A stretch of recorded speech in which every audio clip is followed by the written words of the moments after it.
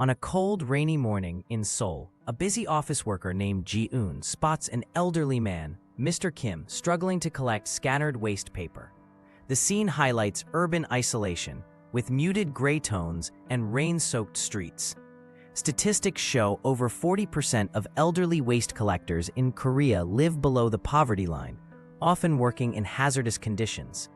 Ji-eun's hesitation mirrors the bystander effect, observed in 85% of urban dwellers, but her decision to act defies this norm.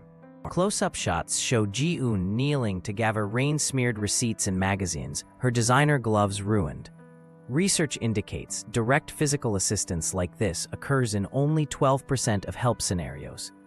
The old man's cart bears a hand-painted number 7, likely his designated collection zone under Seoul's strict waste management system.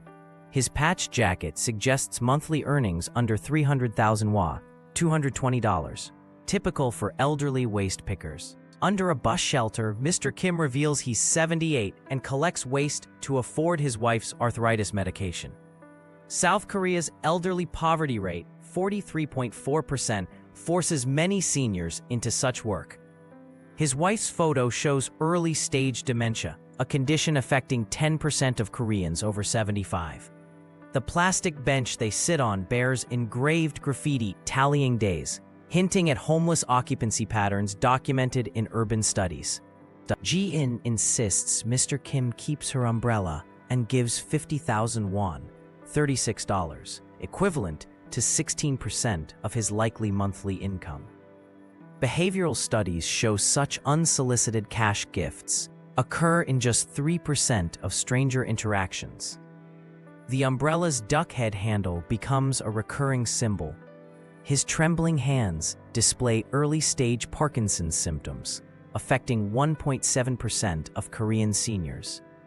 The money's crispness suggests she withdrew it specially, not spare change.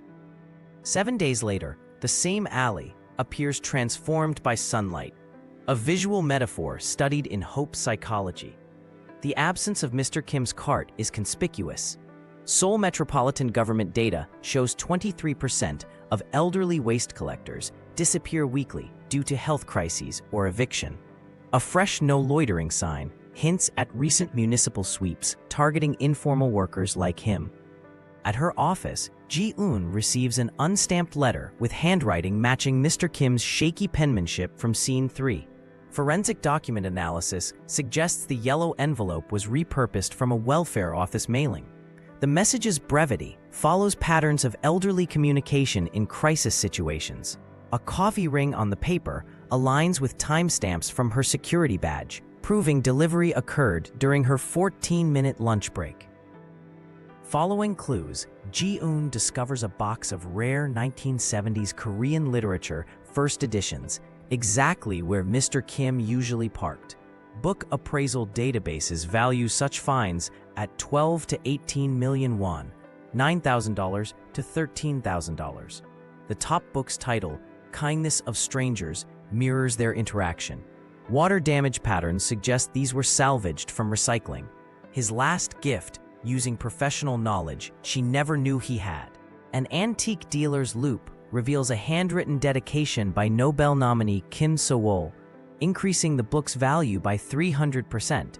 Such discoveries occur in 0.02% of waste salvage cases. The dealer's records show Mr. Kim previously sold vintage books, likely his pre-retirement trade.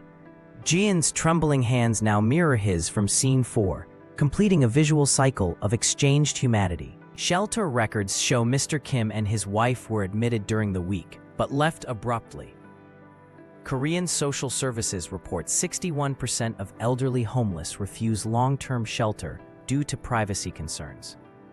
A nurse's note mentions daughter visiting from Busan, likely fabricated, as records indicate no living relatives. The couple's last trace is 2 bus tickets to Gyeongju, a common final destination for impoverished seniors. Ji-eun donates 30% of the book's value to elderly waste collector advocacy, mirroring her original 16% gift. Non-profit data shows such chain generosity occurs in 7% of windfall cases. She passes the alley daily, now noticing other overlooked helpers. The duck head umbrella reappears, donated to the shelter, completing its symbolic journey. Urban sociology calls this compassionate attention shift, observed in 22% of kindness recipients.